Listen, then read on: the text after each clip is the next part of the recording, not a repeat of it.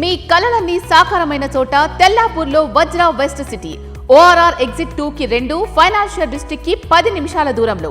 17 ఎకరాల్లో 78% open space, 38 ఫ్లోర్లు, 6 టవర్లు, 2.5, 3, 4 బెడ్రూమ్ ఫ్లాట్స్. కావలసినంత greenery, mega club house, roof top pool. Complete family life కోసం మీ ఫ్లాట్ ఈ రోజే బుక్ చేయండి. Contact number 9589587379. Vajra for better living. Welcome to dial news special debate. తెలంగాణలో పురపోరులో కాంగ్రెస్ హవా కొనసాగింది. గట్టి పోటీ ఇస్తుందనుకున్నటువంటి బీజేపీ చతికిల పడింది. బీఆర్ఎస్ అనుకున్నంత కాకపోయినా ఎంతో కొంత తన పట్టు నిలుపుకోగలిగింది. అయితే కాంగ్రెస్ ఈ విజయం ప్రజలు ఇచ్చిన విజయం అంటూ క్లెయిమ్ చేసుకుంటుంటే, బీజేపీ మాత్రం ఓట్ల శాతం పెరిగిందని చెప్పి అనుకుంటోంది. బీఆర్ఎస్ అనుకున్న దానికన్నా కూడా ఎక్కువ గట్టి పోటీయే ఇచ్చామని చెప్పుకుంటుంది. సో ఓవరాల్ గా చూసినటువంటి ఈ రిజల్ట్స్ లో ఎవరు నైతిక విజయము, ఎవరు ప్రజా విజయం సాధించినట్టు అనేటువంటి దానిపై ఇన్ డీటెయిల్ గా ఇన్ డెప్త్ గా డిస్కస్ చేద్దాం. Let's invite political strategy and electioneering expert Laggani Srinivas garu want to the dial news hot seat with Vijay sir. Sir నమస్తే. నమస్కారం అండి. Welcome to dial news Srinivas garu. Thank you very much Vijay garu. Srinivas garu, మీరు యుఎస్ ఎలక్షన్ కి పనిచేశారు and by the same way you have an fellowship in applied politics also. So overall గా local body elections ఎప్పుడు కూడా ruling పార్టీకి కాస్త ఫేవర్ గానే ఉంటాయి, ఉండి తీరుతాయి. సో ఈ ఈక్వేషన్ ని, ఈ ఫార్ములాని పక్కన పెట్టేస్తే ఓవరాల్ గా తెలంగాణలో జరిగినటువంటి మున్సిపాలిటీ అండ్ కార్పొరేషన్ ఎన్నికల్లో మీ వ్యూ పాయింట్ ఏంటి, మీ కామెంట్ ఏంటి? యాక్చువల్ గా వెరీ ఇంట్రెస్టింగ్ ఎలక్షన్. ఎందుకంటే రేవంత్ రెడ్డి గారు నాయకత్వంలో ఆఫ్టర్ బై ఎలక్షన్, అంటే జూబ్లీ హిల్స్ బై ఎలక్షన్ తర్వాత జరిగినటువంటి ఒక అత్యంత కీలకమైనటువంటి ఎలక్షన్ గా మనం చూడొచ్చు దీన్ని. ఎందుకంటే దీని మీద చాలా పెద్ద ఎత్తున కసరత్తు జరిగింది. అంటే ఎప్పుడు పెడతారు ఎలక్షన్ అన్నట్టు దాదాపు ఒక మోర్ దాన్ 6 months నుంచి 1 year వరకు వెయిట్ చేశారు కూడా, అంటే మనం చూసాము. అయితే ఇంత క్రూషియల్ ఎలక్షన్ ముఖ్యంగా కాంగ్రెస్ పార్టీకి కూడా చాలా, కాంగ్రెస్ పార్టీ కంటే కూడా రేవంత్ రెడ్డి గారి నాయకత్వానికి చాలా ఇంపార్టెంట్ అయినటువంటి ఎలక్షన్. ఎందుకంటే మనకు తెలుసు, కాంగ్రెస్ లో ఎంతో స్ట్రాంగ్ లీడర్ అనుకున్న వాళ్ళని కూడా కాంగ్రెస్ హైకమాండ్ ఒక్క నిమిషంలో వాళ్ళని పక్కన పెట్టేసి వేరే వాళ్ళని తీసుకొచ్చేటువంటి సంస్కృతి ఉన్నటువంటి పార్టీ. మరి అయితే అవునన్నా కాదన్నా లాస్ట్ 2.5 years లో కాంగ్రెస్ రూలింగ్ లోకి వచ్చినాక రేవంత్ రెడ్డి గారి నాయకత్వాన్ని ఆయన కొంత స్ట్రెంథెన్ చేసుకున్నాడు. అంటే ఎవ్రీ ఎలక్షన్ కి ఆయన లీడర్షిప్ స్ట్రాంగ్ చేసుకునే దిశగా ఆయన రాజకీయం కనపడింది.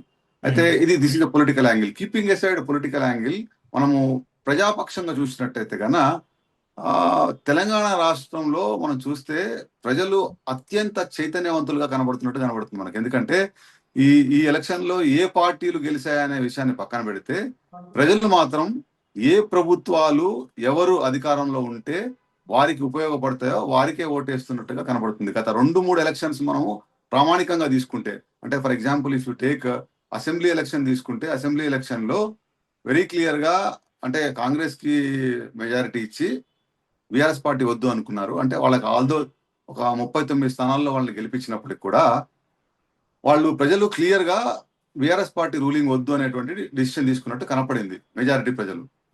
అదే same if you look at compare to assembly election నుంచి పార్లమెంట్ ఎలక్షన్ కి వచ్చేసరికి కంప్లీట్ గా వర్డిక్ డిఫరెంట్ గా ఉంది. అంటే అక్కడికి వచ్చేసరికి అనూహ్యంగా బీజేపీకి కాంగ్రెస్ కి మధ్యనే పోటీ ఏర్పడింది. బీఆర్ఎస్ అసలు పోటీలోనే లేకుండా వెళ్ళిపోయింది. అంటే కొన్ని చోట్ల డిపాజిట్స్ కూడా రాకుండా అయిపోయింది. అంటే మళ్ళీ ఇప్పుడు ఈ ఎలక్షన్ చూసినట్టయితే ఇక్కడ అధికార పార్టీలో ఉన్నటువంటి కాంగ్రెస్ పార్టీకి ప్రజలు మక్కువ చూపినట్టు కనబడుతుంది. అంటే చూస్తే ఈ 3 ఎలక్షన్స్ ని ఎలక్షన్ అనాలిసిస్ పాయింట్ ఆఫ్ వ్యూలో చూసినట్టయితే గన ప్రజలు నిజంగా అద్భుతమైనటువంటి రాజకీయ చైతన్యం ఉన్నట్టే కనబడుతుంది. అంటే ప్రజలకి ఏ ఎలక్షన్ లో ఎవరికి ఓటేస్తే ఎవరి వల్ల మనకి సొసైటీకి ఉపయోగం ఉంటది అనే పాయింట్ ని క్షుణ్ణంగా అర్థం చేసుకున్నట్టుగా కనబడుతుంది. అంతే కదండి. అంటే ఇప్పుడు పార్లమెంట్ ఎలక్షన్ లో బీఆర్ఎస్ లాంటి లోకల్ పార్టీకి ఓటేయటం వల్ల ఉపయోగం లేదు మనకి అనేటువంటి భావన వాళ్ళకి కనపడింది. అంటే it doesn't mean that BRS is not there, or it doesn't mean that BJP అంటే ఇంకొక పార్టీ చాలా స్ట్రాంగెస్ట్ గా ఉన్నదని కాదు. ప్రజలు రాజకీయ చైతన్యవంతులుగా, రాజకీయంగా చాలా అవగాహనతో ఓటింగ్ లో పాల్గొని ఓటేస్తున్నట్టు మనకు అనిపిస్తుంది. అంటే ఎలక్షన్ ఓరియంటేషన్ లో చూసినట్టయితే ఏమంటారు, అవునా కాదా? మీరు ఒక ఎగ్జాక్ట్లీ. అవును. So this is a good, అంటే డెమోక్రసీలో ఇది ఒక మంచి పరిణామం. అంటే సరే, కీపింగ్ అసైడ్ పాలిటిక్స్, ఏ రాజకీయ పార్టీ గెలిచిందా, ఏ రాజకీయ పార్టీ ఓడిపోయిందా, మనం ఎలక్షన్ పాయింట్ ఆఫ్ వ్యూలో మనం అనాలిసిస్ చేసుకునేటప్పుడు మనకి అవసరం లేదు. మనం we should look at how people are behaving, how the voter is actually turning up అనేది చూస్తే దిస్ ఎ గుడ్ సైన్ డెమోక్రసీలో అని నాకు అనిపిస్తుంది, నా భావన ఇది. ఉమ్. డబ్బు ప్రభావం కూడా విచ్చలవిడిగానే ఉంది. అటు ప్రతిపక్ష పార్టీ ఖర్చు పెట్టింది వాళ్ళకన్నా అధికార పార్టీ ఖర్చు పెట్టింది. డబ్బు ప్రభావం నిజంగా చూపించలేదు అంటారా? అభివృద్ధి మంత్రమే, అభివృద్ధి డెవలప్మెంట్ విజనే ఇక్కడ డామినేట్ చేసిందా? అంటే రాజకీయాల్లో ఇదంతా వాస్తవంగా చూస్తే డబ్బు ప్రభావం బాగా చూపెడుతుంది. మనం లేదని చెప్తే అది మనం తప్పు అవుతుంది. అంటే బ్లైండ్ గా, అంటే ఉమ్. పిల్లి పాలు తాగుతూ కళ్ళు మూసుకొని పాలు తాగుతున్నట్టు అనిపిస్తుంది. అది సామెత ఉంది కదా, ఆ ఉమ్. విధంగా కాకుండా డబ్బు ప్రభావం తప్పకుండా రాజకీయాల్లో, ఎలక్షన్స్ లో మరీ ఎక్కువగా కనబడుతుంది. అంటే వాస్తవంగా చూస్తే ఇది కూడా మరి ఎవరు చేశారు అంటే రాజకీయ పార్టీలే చేశారు, రాజకీయ నాయకులే చేశారు. మనకి 2014లో మీరు చూసినట్టయితే, 2014 తెలంగాణ ఏర్పడ్డాక ఫస్ట్ ఎలక్షన్ లో ప్రతి ఒక్క కాన్స్టిట్యున్సీలో, అసెంబ్లీ కాన్స్టిట్యున్సీలో అప్పుడు ఖర్చు పెట్టినటువంటి డబ్బు, ఇప్పుడు లోకల్ బాడీలో ఖర్చు పెడుతున్నటువంటి డబ్బు చూస్తే ఎంత డిఫరెన్స్ ఉంది అంటే, జస్ట్ అంటే 2014 2026 అంటే 11-12 సంవత్సరాల్లో ఎంత తీవ్రమైనటువంటి డబ్బు ప్రభావం రాజకీయాల్లో ఏర్పడిందో మనకు చూస్తే కనబడుతుంది. అంటే కొన్ని కాన్స్టిట్యున్సీలో నాకు క్షుణ్ణంగా 2014లో కూడా నేను ఉమ్. వెరీ క్లియర్ గా అబ్జర్వ్ చేస్తే, మనము ఆ రోజున ఎంత డబ్బు ఖర్చు పెట్టారు ఎమ్మెల్యే ఎలక్షన్ లో, మరి ఈ రోజున ఎంత డబ్బు లోకల్ బాడీ ఎలక్షన్ లో ఖర్చు పెట్టారనేటువంటి అంశాన్ని చూస్తే మనకు తెలిసిపోతుంది, అంటే డబ్బు ప్రభావం ఎంతగా ఉందో. సో డబ్బు ప్రభావం డెఫినెట్ గా ఎక్కువగానే పనిచేస్తుంది. డబ్బు లేనిదే రాజకీయం లేదు. అట్లనే అన్ని చోట్ల కూడా కేవలం డబ్బుతోనే అయితే జరుగుతుందని నేను ఏకీభవించట్లేదు. ఎందుకంటే కొన్ని చోట్ల మంచి అభ్యర్థులను కూడా, ఇండిపెండెంట్ కూడా గెలిపించారు, ఉమ్. సర్వీస్ చేస్తున్నటువంటి వాళ్ళని కూడా గెలిపించారు. అంటే సొసైటీలో రెండు రకాల మనుషులు ఉంటారని మనం అనుకుంటాం కదా ఎప్పుడు. అంటే కొంతమంది అటు ప్రలోభానికి అవుతారు, కొంతమంది మంచి జరిగేది కూడా ఉన్నాయి. అంటే మనం ఇంతకుముందు జరిగినటువంటి లోకల్ బాడీ ఎలక్షన్ లో కూడా కొన్ని చోట్ల అరాస్ పాటలు పాడారు కదా. అంటే చూసాం కదా మనం ఇంతకుముందు సర్పంచ్ ఎన్నికల్లో కూడా అట్లా ఉమ్. జరిగింది. ఉమ్. బట్ ఉమ్. ఏది ఏమైనప్పటికీ కూడా డబ్బు ప్రభావం అనేది ఎలక్షన్ లో పనిచేస్తున్న మాట ముమ్మాటికి వాస్తవం, అందరికీ తెలుసు. ప్రజలు కూడా, ఓటర్లు కూడా ఎట్లున్నారంటే, డబ్బులు మూడు పార్టీలు ఇచ్చినప్పుడు కూడా వాళ్ళకి ఎవరికైతే కావాలో వాళ్ళకే ఓటేస్తున్నారు. అంటే వాళ్ళు చాలా తెలివిగా వ్యవహరిస్తున్నట్టు కనబడుతుంది. ఉమ్. సో ఆ, ప్రతిపక్షానికి అనుకున్న స్థానాలు రాలేదు తెలంగాణలో. అంటే టిఆర్ఎస్ ఖచ్చితంగా బలమైన పోటీ ఇస్తుంది అనుకుంది, కొన్ని కొన్ని సందర్భాల్లో ఇచ్చింది. ఇప్పుడు బీఆర్ఎస్ కు అనుకున్నంత స్థాయిలో మున్సిపాలిటీలు కైవసం చేసుకోలేకుండా అయిపోయింది అంటే ఇక ప్రతిపక్షానికి, ప్రతిపక్ష పార్టీకి భవిష్యత్తు లేదు. కాంగ్రెస్ కి అత్యద్భుతమైన భవిష్యత్తు ఉంటుంది, అంటే అధికార పార్టీకి అత్యద్భుతమైన భవిష్యత్తు ఉంటుందని చెప్పి డిసైడ్ అవ్వచ్చు. అంటే అలా చెప్పలేమండి. ఇప్పుడు విజయ్ గారు ఒక్క ఎలక్షన్ ని ప్రామాణికంగా తీసుకొని ఏ రాజకీయ పార్టీ కానీ, ఏ రాజకీయ నాయకుడిని కానీ మనము వి కెనాట్ టేక్, అంటే వాళ్ళని దాన్ని బేస్ గా తీసుకొని దాని ఫ్యూచర్ ని మనం కొలమానం చేయలేము. ఎందుకంటే ఎలక్షన్ అనేది ఇట్స్ ఏ, ఇప్పుడు ఒక మనము 2023లో జరిగిన ఎలక్షన్ కి ముందు చూసినట్టయితే కాంగ్రెస్ పార్టీది ఏంటి పరిస్థితి? కాంగ్రెస్ పార్టీ ఎక్కడా సిగ్నిఫికెంట్ గెయిన్స్ ఏం లేవు కదా వాళ్ళకి, ఉమ్. లేవు కదా. సో మరి మరి ఆ రోజున బీఆర్ఎస్ స్ట్రాంగెస్ట్ పార్టీగా నిలబడింది. అంటే ఇప్పుడు మనం ఇంకొకటి కూడా, అంటే ఎలక్షన్ అనాలసిస్ పాయింట్ ఆఫ్ వ్యూలో చూస్తే, మనము ఇప్పుడు ఆ రోజున జరిగినటువంటి ఎలక్షన్ ఏదైతే ఉందో, అంటే 2021లో జరిగినటువంటి లోకల్ బాడీ ఎలక్షన్ చూసినట్టయితే కన్నా, ఆ రోజున ప్రతిపక్షం పెర్ఫార్మెన్స్, మరి ఈ రోజున ప్రతిపక్ష పెర్ఫార్మెన్స్ చూస్తే డెఫినెట్ గా BRS is in better position అని చెప్పొచ్చు మనం. అంటే ఓవరాల్ గా నేను చెప్పేది, అంటే ఎలక్షన్ పర్స్పెక్టివ్ లో ఇప్పుడు కొన్ని చోట్ల, ఇప్పుడు మనము ఎంటైర్ తెలంగాణని మనం ఇఫ్ డివైడ్ ఇంటూ 3 పార్ట్స్, అంటే సెంట్రల్ తెలంగాణగా, తర్వాత సౌత్ తెలంగాణగా, దక్షిణ తెలంగాణగా, తర్వాత నార్త్ తెలంగాణగా డివైడ్ చేస్తే టిఆర్ఎస్ పార్టీకి చాలా, అంటే అనుకున్న స్థాయి కంటే చాలా బ్యాడ్ పెర్ఫార్మెన్స్ కనపడుతుంది. అంటే ఎగ్జాంపుల్ ఖమ్మం డిస్ట్రిక్ట్ లో తీసుకోండి. ఖమ్మం డిస్ట్రిక్ట్ లో almost Congress party has done a significant gain. వాళ్ళు మొదటి నుంచి కూడా సదరన్ తెలంగాణలో కాంగ్రెస్ కి గట్టి పట్టున్నటువంటి జిల్లాలు అవి. అంటే ఖమ్మం కానీ, నల్గొండలో మీరు 2014 కానీ, 2018 తర్వాత 2000 లాస్ట్ 3 ఎలక్షన్లు చూసినట్టయితే ఖమ్మం జిల్లా మొత్తంలో కూడా, although TRS party, BRS party హవా కొనసాగుతున్నప్పటికి కూడా అక్కడ ఎప్పుడు కూడా ఒక్క అసెంబ్లీ స్థానాన్ని తప్పించి ఎప్పుడు గెలవలేదు. అంటే మొదటి ఎలక్షన్ లో ఒకటి గెలిచారు. అది మొట్టమొదటి ఎలక్షన్ లో కొత్తగూడెంలో ఆయన జలగం వెంకట్రావు గారు గెలిచారు. దాని తర్వాత నెక్స్ట్ ఎలక్షన్ లో ఖమ్మంలో పువ్వాడ అజయ్ కుమార్ గెలిచారు.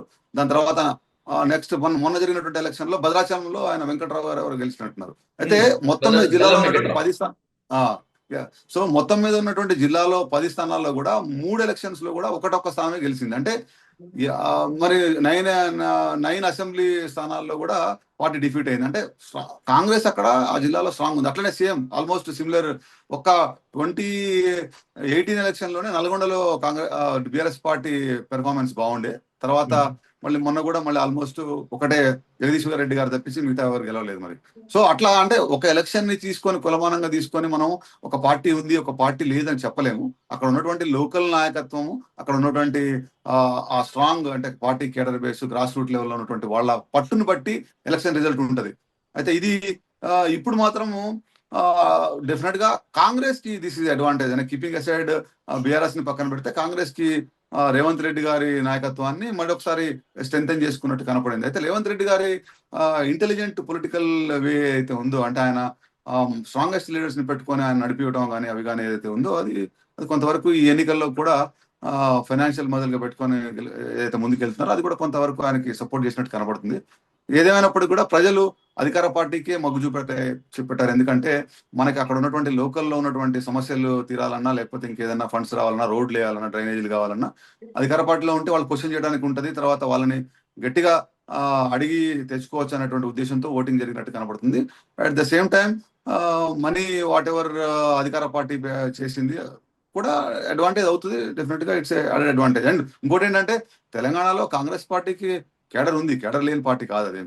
అంటే ఇప్పుడు యాక్చువల్గా ఈ ఎలక్షన్ లో బీజేపీ లాంటి పార్టీలు ఎంత అనూహ్యంగా అంటే ఇంప్రూవ్మెంట్ కనబడతాయి అనేది క్వశ్చన్. మరి ఒక్క కరీంనగర్ జిల్లాలో సంజయ్ గారి నాయకత్వంలోనే కొంత మెరుగైన రిజల్ట్ వచ్చినట్టు కనబడుతుంది. అంటే ఆల్దో మొత్తం రిజల్ట్స్ రానప్పటికీ కూడా ఇప్పటికీ మిగతా అన్ని చోట్ల పెద్దగా మరి ప్రభావితం చేసినట్టు కనపడలేదు. ఎందుకంటే వాళ్ళు కూడా బీజేపీ కూడా వాళ్ళు ఇంటర్నల్ గా వాళ్ళకి కరైన నాయకత్వ లోపం కనబడుతుంది. అంటే వాళ్ళని లీడ్ చేసేటువంటి ఏదైతే ఉందో ఆ వాక్యూమ్ ఇన్ ద లీడర్షిప్ కనబడుతున్నట్టు కనబడుతుంది నాకు పైన.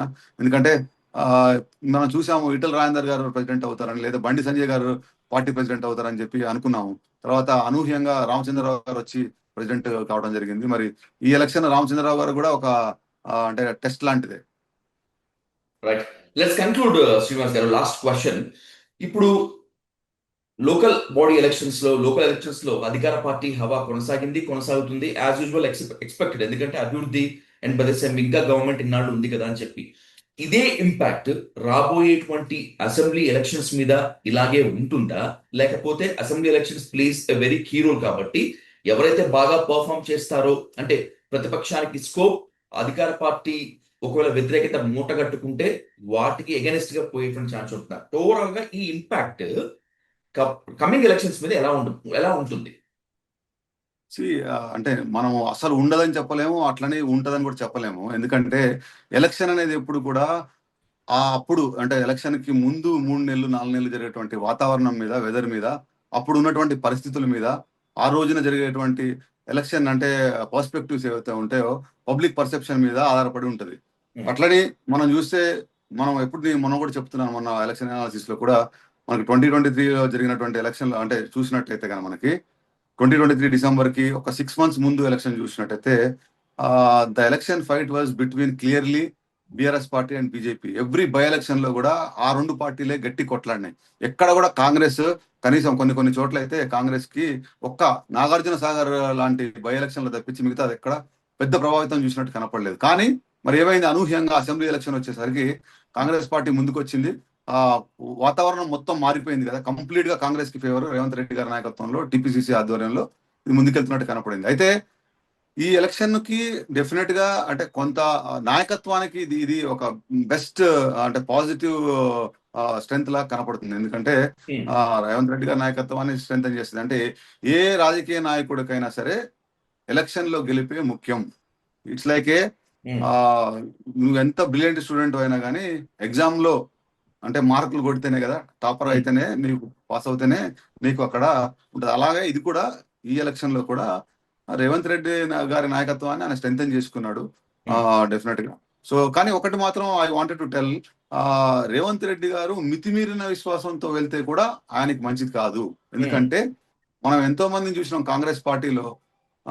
కిరణ్ కుమార్ రెడ్డి లాంటి నాయకత్వం అన్ని చూసాము. చాలా చాలా కాన్ఫిడెంట్ గా, చాలా అంటే స్ట్రాంగెస్ట్ లీడర్ గా ఎమర్జ్ అయినట్టు కనపడ్డాడు మనకి. కానీ ఒకటే ఒక నిమిషంలో కాంగ్రెస్ హైకమాండ్ ఎవరినైనా తప్పించగలదు, ఎవరినైనా పక్కకు పెట్టగలదు. అంటే ఈ విషయాన్ని మాత్రం డెఫినెట్ గా రేవంత్ రెడ్డి గారు అర్థం చేసుకొని ముందుకెళ్తే మంచిగా ఉంటది అనేది నా విశ్లేషణ పరంగా నేను చెప్తున్నాను. ఎందుకంటే ఉమ్, హైకమాండ్ అనేది Congress is the supreme command. వాళ్ళు ఏం డిసైడ్ చేస్తే అది జరుగుతుంది.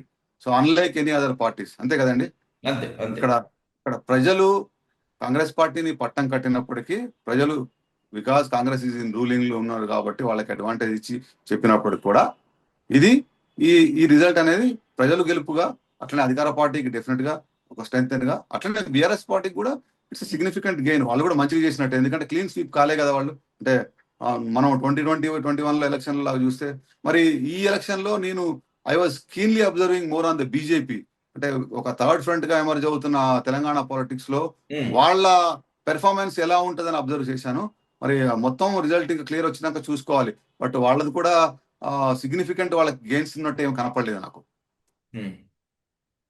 సో ఓవరాల్ గా my opinion is very clear that ప్రజలే గెలిచారు ఈ ఎన్నికల్లో. ఎందుకంటే ప్రజలకు చాలా క్లారిటీగా క్లియర్ గా ఉన్నట్టు కనబడుతుంది. వాళ్ళకి ఎవరు అధికారంలో పార్టీలో ఉంటే వాళ్ళ బెనిఫిట్ జరుగుతుంటే వాళ్ళకే ఓటేస్తున్నట్టు కనబడుతుంది. రాజకీయ చైతన్యంగా ప్రజాస్వామ్యంలో ఇది ఒక మంచి పరిణామంగా నాకు కనబడుతుంది.